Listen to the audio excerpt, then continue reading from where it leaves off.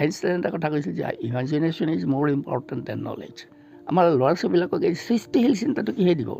এই সাধু কথা শুনাই বা তেনেধৰণৰ কবিতা শুনা, গীত শুনা, এইবিলাকেই মানুহক সৃষ্টিশীল চিন্তাটোৰ উদ্বুদ্ধ কৰি তুলিলত সহায় কৰে। গতিকে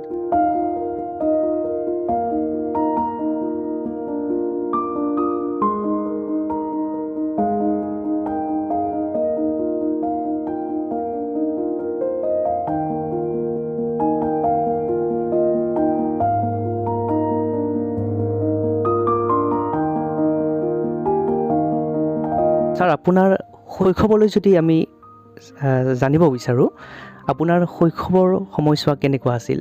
শৈশৱৰ মধুৰ অনুভৱ কেনেকুৱা আছিল? আচলতে সেইটো দীঘলীয়া প্ৰশ্ন, তথাপি থাউগতে কথাখিনি ক'ব চেষ্টা কৰিম। মোৰ জন্ম হৈছিল সত্ৰনগৰী ৰূপে আখ্যাত বৰপেটাত 1944 চনৰ 1944 8 মাৰ্চ তাৰিখে। সেইদিনাখন দেউল আছিল বৰপেটাত, মানে 3 দিনমান দেউল হয়তো, তাৰ ভিতৰত কোনোবা একদিন আছিল আৰু। গতিকে এই দৌল পূৰ্ণিমাত মোৰ জন্ম, সেই হিচাপে মোৰ এটা ভাগ্যৱান। আৰু বৰপেটা সত্ৰনগৰীত মোৰ জন্ম। শৈশৱকালৰ বহুত স্মৃতি আছে।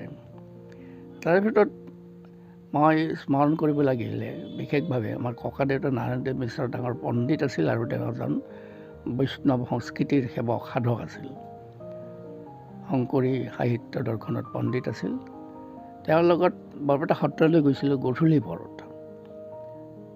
গধূলি পৰত গৈ আমি তাতে শিল আছিল, বকুল গছ আছিল, সেই বকুল গছৰ তলত বহোঁ।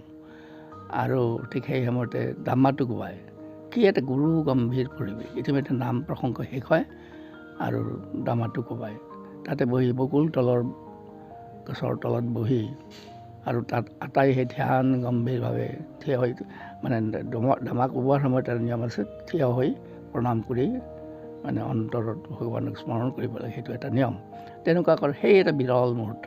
এই গুৰু সেই সময়ত মানুহ দুনুহ খুব বেছি নাছিলতো, জনবিস্ফোৰণ হোৱা নাছিল। গতিকে এটা নিৰিবিলি পৰিৱেশ, এটা গুৰু গম্ভীৰ পৰিৱেশ, বৰপেটা সত্ৰৰ যিটো আধ্যাত্মিক পৰিৱেশ এটা, সেই পৰিৱেশৰ কথাটো মোৰ মনত পৰে।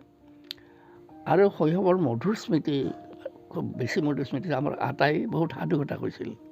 ভাগৱতৰ সাধু, কৃষ্ণৰ সাধু, ৰামায়ণ মহাভাৰতৰ সাধু, এইবিলাক সাধুবিলাক। আৰু আমাৰ লোকজীৱনৰো কিছুমান সাধু কথা আছে। সেই সাধু কথাৰ ৰস পান কৰাটো আমাৰ কাৰণে যে কিমান হেৰি।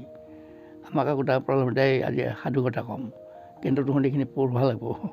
এতিয়া পঢ়া শুনা কৰাৰ তাৰণাত, পঢ়া শুনা কৰি এনেকৈ আগ্ৰহ দি কৰোঁ, সেই তাৰণাতে যে আমাক সাধু কথা ক'ব আজি।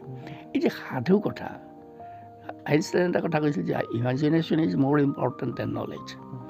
জ্ঞানত কৰি এই যে ইমাজিনেশ্যন, মানে মই নাভাবোঁ যে তেওঁ কল্পনা বুলি অৰ্থত বা অনুবাদ কৰিছিল বা তেনেকুৱা ভাৱত কৰিছিল। ইমাজিনেশ্যন মানে সৃষ্টিশীল চিন্তা।